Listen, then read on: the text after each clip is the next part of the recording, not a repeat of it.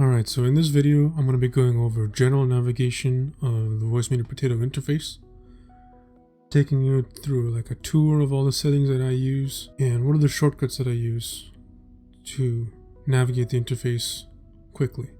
First thing I'm going to do is I'm going to clear all my settings, except for my microphone and my cable, because these are the two settings that I've configured, through testing, and I don't want to mess with them. What I will do is I want to set up this source, VoiceMod, to test all the different settings and show you what they sound like. Okay. So this part is not really part of the tutorial, but I'm going to talk through it anyway to show you how I would problem solve this situation, and so that way you can see the steps that you would need to take in order to solve any audio situation that you encounter. So right now the situation is I have a recording in OBS, right, that has B1 and B3 sources recorded, and I have a couple of sources that I've set in VoiceMeeter that I don't want to change for the purposes of the tutorial because they're in use for the production of the tutorial. So what I want to do is create a dummy source for the purposes of the tutorials so that I can change the settings however I want, and when I'm done with making the tutorial, I can always reset them back to 0 because I don't care about this source. So starting from the top, we have a few options, right? I can either use one of these empty sources that I can then fiddle with and then reset them back to 0 once I'm done the tutorial, or I can use an existing source that I have plugged in. My microphone and my music, they're going to be off limits, so the only source that I have currently plugged in other than those is my VoiceMod virtual mic. So I'm going to be choosing to use an existing source that doesn't have any settings set except for the volume, which I can set to 0. I'm choosing to use this source because I know it's already configured to pick up audio and to send audio out. So if you've been following along with my VoiceMod tutorial, you will know that I'm no longer using B1 as my default mic. I've combined B1 and B2 in one source, so that whether I'm in game or whether I'm in Discord or Zoom or Teams, right, the mic source that all these applications will receive will be identical. And I did that to make room for B1, so that whenever I click B1 on any of these sources, now that audio will go to VoiceMod, so that it's not just for my microphone, it can be for any sound. So with my current setup, right, if I want to send audio to VoiceMod, I can click B1. So if I click B1 here, you can see my mic is now being mirrored to VoiceMod. And if I want to send VoiceMod out to any applications, I can choose B2. And if I want to send it to OBS, I can choose B3. But B1 is reserved for VoiceMod to take input. So for the purposes of the tutorial, I could send my mic into VoiceMod and then back to VoiceMeeter so that I can play with these settings and show you what they do and how they affect the voice. But the issue is when I want to hear back what's being changed live, if I select A1, I'm gonna get an echo, which is I'm gonna get an echo to myself of my voice talking to me at a significant delay, which makes it very hard for me to talk through this tutorial. So ideally I would want to find an audio source that is not my mic, something else. I do have other applications that I have available to me, right? Anything that I'm focused on by default. I have Discord, I have where my music is, and I've created a new source here with a virtual audio cable for my browser, which you'll remember from my VoiceMeeter Potato video. We have a few options here that we can choose to send other than my mic. So what I've chosen to do is find a YouTube video And this video has a single note C playing at this hertz for 10 minutes straight, and I can loop the video so I can now have a constant sound for reference when I'm changing the audio settings. And if I hit play on the video, you can see that the video sound is playing through this source. Now again, this is my music setting, and I've configured this to the way that I prefer it, so I don't want to change any of these settings here. I want to send this to another source, similar to how I'm sending my mic, and then I can change the settings there. So with B1 going to my voice mod, I now have two sources of audio playing the same sound, one which has my settings configured and one which doesn't. That is, by default everything is 0. And so now I can change the volume here, press A1 to monitor, and now I can hear the sound, and it's not my voice, and I can change these settings without caring about it, because I can always reset to 0 after finishing this tutorial. And if I wanted to send the audio to OBS, I would select B3, and now you can hear it. It's a nice gentle tone, and it's steady, so you can definitely hear if I make any changes. Right? I think lowering the volume a little bit would be better. So these levels would sound good for recording, because my voice is not being overpowered by that sound. I can stop talking for a second so that you can focus on what the tone sounds like after making changes. But the issue right now is the tone for my headphones is too low.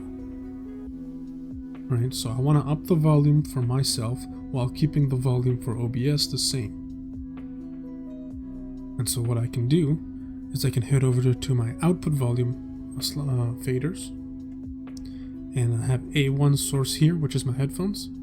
I can just turn this up, right, by dragging or scrolling. And now the tone is loud enough for me that I can talk and hear the changes as I'm making them. And it should be a suitable volume for you so that you can hear the tones while it's playing, but not have it overpower my voice while I'm talking. I'm just going to stop the recording to make sure I'm not talking out of my ass right now. Alright, so the setup sounds good for me, and I'm going to pause this for now while I explain what I'm going to do for the rest of the tutorial. So I'm going to be using this voice mod hardware source as the example, and you can use this settings for anything that's in the hardware input source section. So when navigating the VoiceMeeter interface, there's a maximum of 3 ways you can interact with any option. You can either left click, right click, or scroll wheel, if applicable. If any of these interactions don't work, that just means that there is no other option for you for that setting. Okay? And to keep in mind, right, with the new update of VoiceMeeter, you also have this hover tooltip that is showing at the top. So when you are hovering the different options in VoiceMeeter, this tooltip will change based on what you're hovering on. It'll show a little description of what the effect does and the values that is set to currently. And that should help you give you a guide on what you can do with that setting. Okay? So, starting from the very top, right? The first options that we have available to us is selecting our source for that particular input. So by left clicking, we pull up the device selection menu, where I can choose whichever device do we want to send through. A reminder again, you want to select WDM where possible. If your device does not show up in this list and you know you have it connected, try checking the other interface sections. I know specifically for Bluetooth, it might force you to choose a MME source. So if you can see here, I have a pair of Bluetooth earbuds that I sometimes use. The source is red because my Bluetooth earbuds are not connected right now, but they are second on the list, so they've been selected for A2. If I go to A2, you can see that in the MME section, Well, the source cannot be found because it's not connected. How about I connect it real quick? Okay, so now I've connected my Bluetooth headphones to my computer. The source is still red because the engine hasn't recognized it yet. If I go to A2, you can see that the source is here. So I can either choose to reselect it, right? Or I can go to menu and restart audio engine. My audio will stop for a bit, so if the device is connected, a VoiceMeeter will pick it up, and now it is ready for use. And it turns white. If I put my headphones back in, disconnecting my headphone earbuds to the computer, they're not recognized anymore, and so the source turns red. So red sources are not a bad thing, right? They just show you what would be connected if it was recognized. VoiceMeeter cannot find it anymore because it's not a device connected to my computer anymore, so it turns red. When you are reconnecting devices that are red, you just hit menu, restart audio engine. And so instead of connecting my headphones each time and then going to this menu and selecting them, because the option still exists, there is a placeholder. If I disconnect any of these hardware outputs, but keep the selection there, if I just hit restart audio engine, it will go into the devices. If it's there, plug it back in and we're good to go. Alright, sorry about that tangent. We'll get back to the options here. So that's selecting your device, right? The other thing we can do here is right click and we can change the label of this hardware source.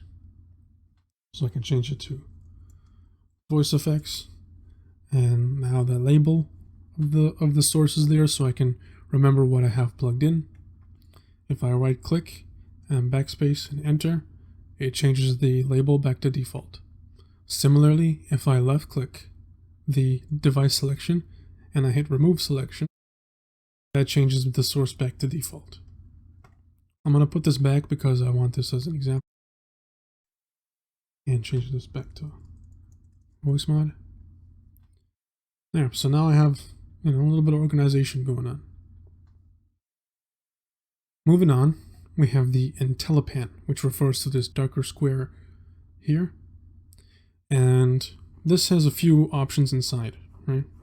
If we right click the dark square, we cycle through 3 different panels. First one is voice color panel. Second one is modulation and FX panel. And the third one is a position through 3D panel. So now we're going to play the tone and hear what it sounds like. I'm going to turn the volume up a little bit for now so you can hear what the different sections sound like.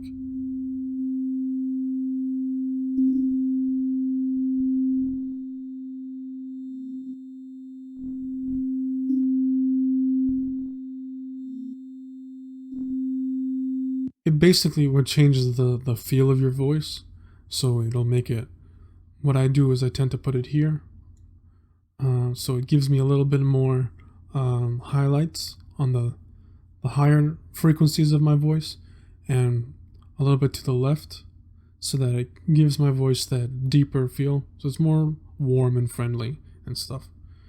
But yeah, you can set this to however you want. It'll be dependent on what mic you're using and how it sounds good to you. What I see most people do is I keep it in this area here and fine tune it. If we right click, we can see the modulation FX panel. Now modulation is like a pitch bending back and forth at different rates, and dragging this dot around. I play the video.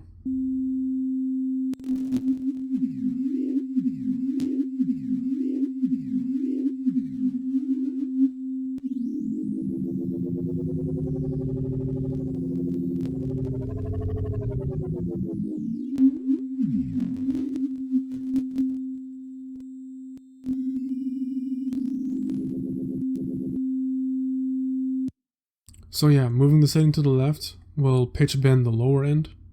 Moving the setting to the right will pitch bend the higher end.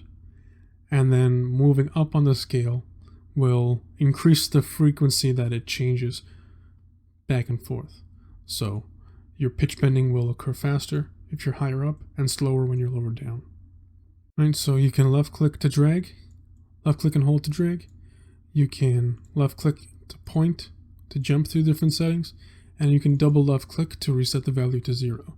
I don't usually have a need for the setting, so I keep it at 0. Right clicking again will take you to the next option, which is position. This is if you have a stereo source and you want to change which side of the stereo you want to have the sound coming out of. Let's say if you have like a 3D mic that records position as well, and you're recording off to one side and you want to compensate for that. Let's say I'm recording to the left of the mic and I want to make it in the middle. I can push this over to the right, and now, you know, it's hopefully sort of like figure out what the compensation is to have my whatever I'm doing into the mic be balanced in the middle. So I'll show you what that sounds like.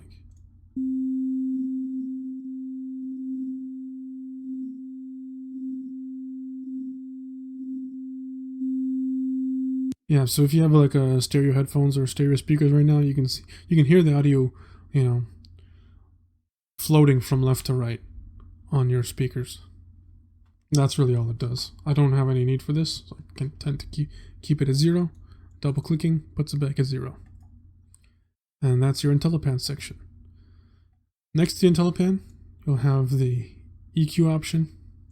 I can click to turn it on and off, left click to turn it on and off, and if I right click, I open my EQ panel. Now these settings, you know, I'm not an audio engineer, so I'm not going to really go over what each setting does, but you can make any changes to different sets of frequencies. So this section would be this set of frequencies, this section would be this set of frequencies, and so on. When you're making changes, you can add specific parts of a graph for like big adjustments, and then fine-tune the parameters of the graph that you've selected for that section with the knobs. Alright, so that's how that works. And if you make any mistakes or you want to reset it, double click everything back to 0. Right? When you're making changes and you want to hear what the difference sounds like from the default and what your new settings sound like, you can left click and hold flat. And this will, you know, undo the changes as flat is lit up, and reapply those changes when flat is not lit up. You can also choose to copy these settings and paste them into different sections. For example, let's say I do a bunch of crazy changes here. Alright, let's say I make a crazy graph like this. I can hit copy all here, close out of this, head to another EQ section by right clicking the EQ and hit paste, and now, you know, that graph is copied to another source. And this only works within VoiceMeeter. I've tried. There's nothing in your clipboard that is pasteable. That's just how it is. Anyway, you can see the EQ is off here because I don't have this EQ setting. If I left click to turn it on and then right click to open the panel again, you can see that EQ is off, is no longer there.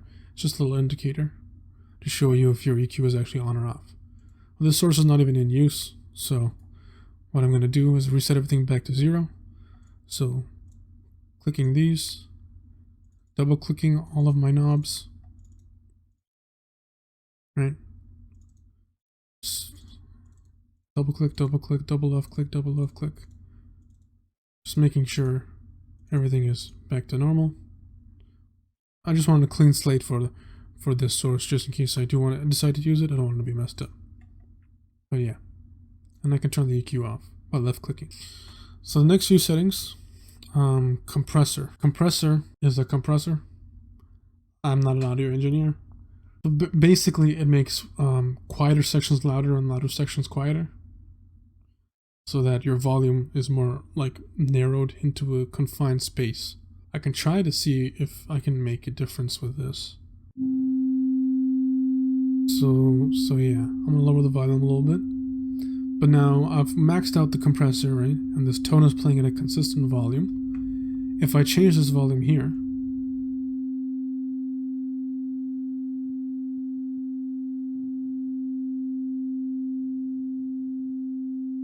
right? You can hear the volume barely changes with using the slider, which is like changing the volume within the YouTube interface. So that shows you the power of the compressor, where it makes louder things quieter and quieter things louder so that your volume is narrowed. If I start lowering the slider, now you can hear more of a difference when I change the volume of this source. So in the example of using your voice, right? If you get really loud in your streams, you don't want to blow out the mic for your audience or your recordings, right? You want to make sure that the levels stay at a reasonable level, even if you get loud or get quiet. So that's what the compressor is used for. So for the noise gate, essentially you're setting a dB level for when you want your mic to open or close. If any audio is coming through your source that is below the dB level of the gate set, then your mic will remain closed. If any audio goes above the dB level of your gate set, then your mic will open and you can hear everything.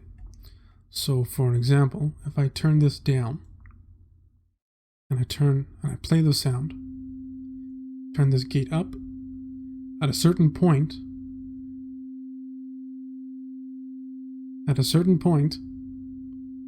wow, that's loud. Okay, let me turn it down. Turn the gate up. At a certain point, the gate turns off my mic. And what I'm doing is I'm hovering over the number for the gate, and I'm left-clicking, holding, and dragging to change this number up and down. It's like turning a knob. As I go up and down, that gives me the maximum amount of movement. If I want more finer control, I can veer off to the left or right to give me more of an angle on adjusting those little numbers, right? And I can double click to reset it. And so you would use this setting to sort of cut out your mic when you're not talking. You would set the gate to below your talking level volume, and then your mic will only be active while you're talking. So this sort of declutters your audio tracks for your streaming and recording, and if there's any background noise, it will sort of help to cut that out as well. But if you have a lot of background noise, you would be best served to use the Denoiser. So I'm going to double click this and I'm going to reset the value. I don't really know exactly how it does it, but it just sort of like, I don't know. It like reduces the background noise. So if you have like pinging going on, if you have like a fuzz in your mic, that's just like constant little white noise going on, the Denoiser will help to reduce that. So again, you click hold to drag, and you can change the level of how much you want the Denoiser to be, and double click to reset the value. Now for comp and gate, when you right click the knobs, they will open up the same panel of options because the compressor and gate are usually configured in conjunction with each other, and this will give you finer control over specific parameters regarding your compression and your gate. The compressor section is up top, and you can just left click and hold to drag this around, and double click to reset. And that's for the same options. Auto makeup on and off. Gate is where you can see the comparison between whatever noise you're making and where the gate is set to. So if I play this, you can see that the tone is almost to the max of the gate parameters, right? If I turn this threshold up, right, you can see that's when the gate starts to activate. If I turn this down,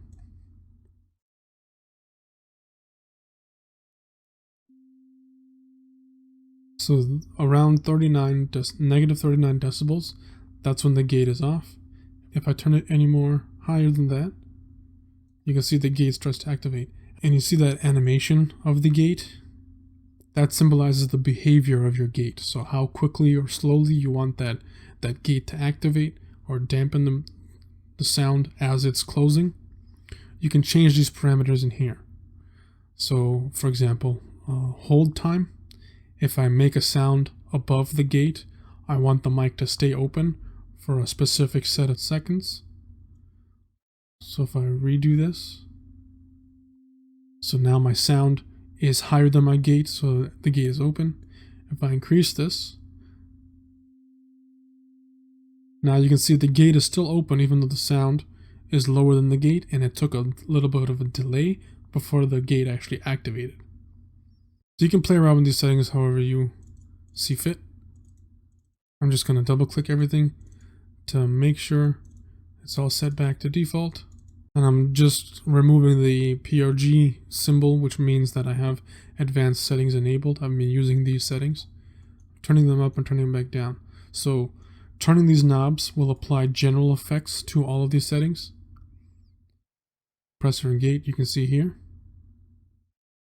But if I ever want to fine tune any of these options, then I get this PRG, which means that the knob is no longer in use.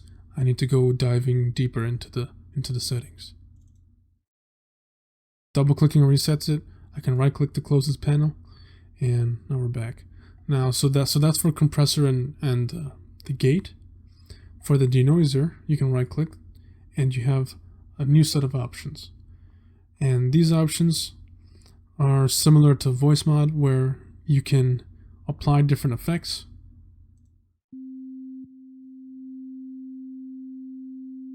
So let's turn this back up. That's for the regular denoiser.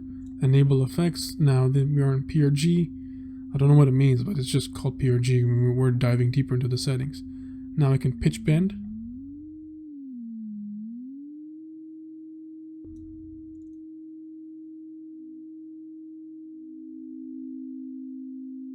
And this slider balances, what the effect is applied versus what the source sounds like. So I can either do a full effect change, or I can have a mix of both, which is why you hear those two tones. And you can hear the regular tone and what the new tone sounds like. So you can do a combination of a bunch of shit here. I don't know.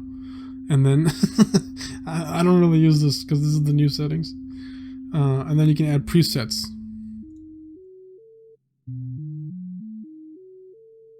So you can go into preset 9, change these settings, and that setting will be saved to preset 9 so that whenever you right click and click preset 9, that's your preset, okay? I'm gonna reset that, pause this. So that's the denoiser. Reverb does not, if you try to right click, they don't have any settings. This is one of the sections that I really have no idea what they do.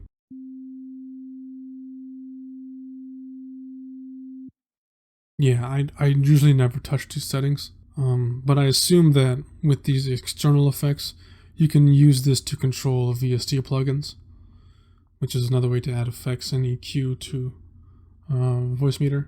But for my purposes, I find that VoiceMeeter is capable enough for serving all my needs, so I didn't bother running with VST.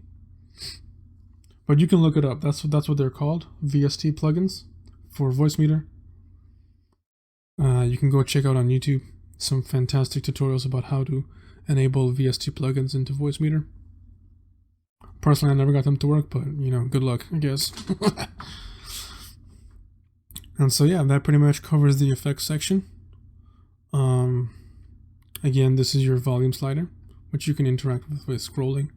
You can hold to drag, double click to reset, right click to explicitly define the value. And yeah, over here you can see the levels going up and down, what the source sounds like. And if you drag down, you get a limiter.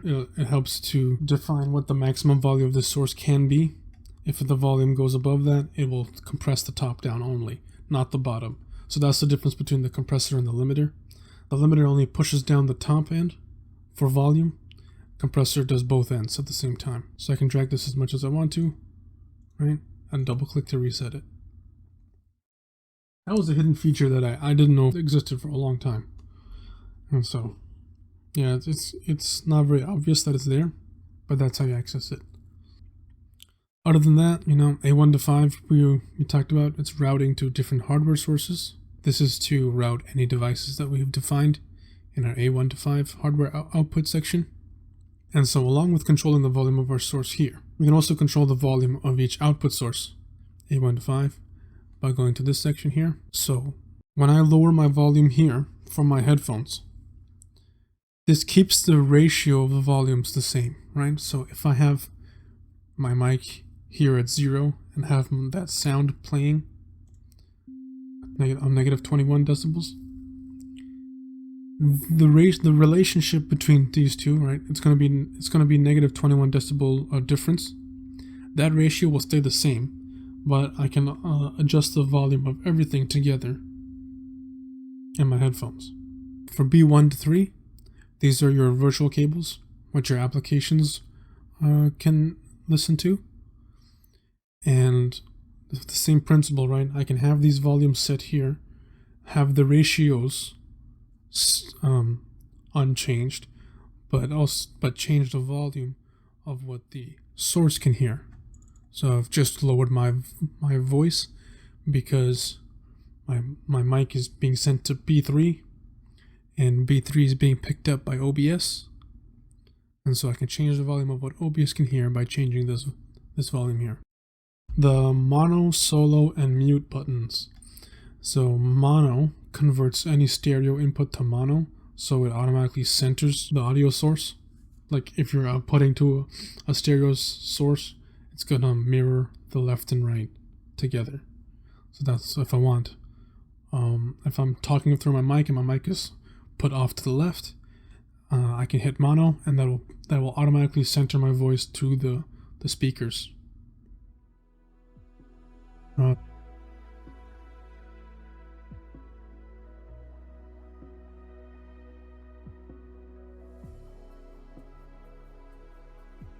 It's like a quick way to just check what your source sounds like in the middle of your configuration.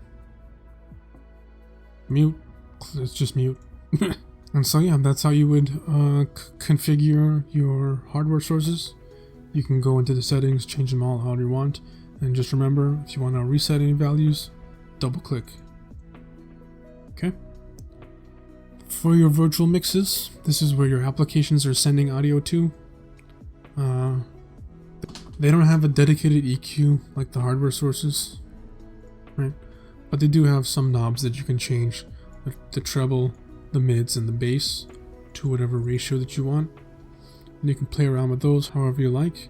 And again, clicking and dragging up and down will give you the maximum movement, and then altering your movement left and right will give you more finer control. Double click to reset. And then your volumes will show here, and there is also a limiter as well for this section. So just remember that. This front, rear, left, right is your stereo 3D space adjustment. So if you want it's similar to this section where you can change where the audio is coming from to compensate for any misalignment. Right? Click to drag, double click to reset. This section, I don't really use this much. I tend to just go into the application itself because this seems to be like really cluttered. But if you're in a pinch and you really need to change the volume of one specific application, this will change the volume of the application within VoiceMeeter. This is a mute button to mute a specific source that is going into your mixes. It can be handy if you have a bunch of sources in here, but I just find that it's too small and not very helpful. So you can use it to your discretion. And so that's the virtual mixes here. I can change the labels of each section by right clicking. So I can set this to game, set this to comms, and set this to music. So again, I'm right clicking each section and I'm typing in my name, pressing enter. If I want the names to be reset, which I prefer having no names in here because these sources are technically multi-purpose, and when I'm going into specific applications and selecting which source I want the application to output to, I tend to just refer to VoiceMeeter input, VoiceMeeter aux, VoiceMeeter VIO3. I've just gotten used to it over the years of using it, but yeah, you can change these labels to whatever you want. Personal preference. So the options here are similar. Sources, so you can monitor that. MC, I don't know what that does. I never use it. K, I'm gonna level with you. I have no idea, dude. Okay. Like this shit I've never touched before. I've never had a need to. So, this tape recorder, basically you can just add whatever sources you want to record, hit the record button, and it'll make a file in your folders. When you want to view the file, you click this name here and it should open up your file folder. I never use this either. I just never had a need to. I can always just monitor myself live. And this special effects section, this is for like the opposite end of your source. So when your source comes in, right, with these effects are applied before your routing, and you can choose to mix them. Once you have defined your mixes, you can then apply external effects on the way out before it hits your either your hardware sources or your virtual devices. Again, I've never used this section. This is probably where you would interface with the VST plugins. And yeah. I've never used select, but I know you can only do one at a time unless you hit control, in which case you can select multiple. It's something to do with monitoring. I've just never needed to use it. Stereo repeat. Left click will take you forward. Right click will take you backwards to the options. I tend to keep it on stereo repeat. It will affect how you see these bars changing. So you can see that some of the bars get removed as I click. I like to keep it on stereo repeat. It just mirrors your mono sound to left and right. That's really all it does. That's what I've set. These settings I've never used. Mono, never used. EQ, there's your EQ panel for this section. Left click to turn it on, right click to set it. And mute is mute. So yeah, clearly I haven't used VoiceMeeter, super extensively, but I'm familiar enough to get the stuff that I need to, and it works for me. If we head to the menu, some of the options I want to highlight is save settings. So once you have a configuration set, you can save it as an XML file, and you can always load your settings when you want to. I recommend doing this every now and then so that when you're making extensive changes to your configuration, you can always revert back to a backup. It's really handy. I like to keep a few of these settings toggled. System tray, run on Windows startup, and show app on startup. You can choose whichever options you want. A lock interface button is also here, so that if I select this, you can see GUI is locked. Now I can't do anything in the software. If you just like your settings and you don't want them to change, right, for an extended period of time, you can quickly lock it up. You just go to menu and unlock, and you're back. And yeah, the last option is the VBAN, and that's where you would find it. This section is going to be a whole video on its own, so if you want to see me using the VBAN, see what I can do. And yeah, that about does it. So to summarize, with any of these options, you have about 3 ways to interface with them, right? You can left click to adjust it, or left click and drag. You can right click to cycle between different options, or give you an area to explicitly define the value, or the scroll wheel which you can use to change the faders. And then also double left clicking resets the value. And so yeah, that concludes the tour of the VoiceMeeter interface. At least I covered the most commonly used settings and how to interface with them, how to change them, how to reset them, right? So yeah, I hope this helps. And yeah, Have fun tinkering with your new toy.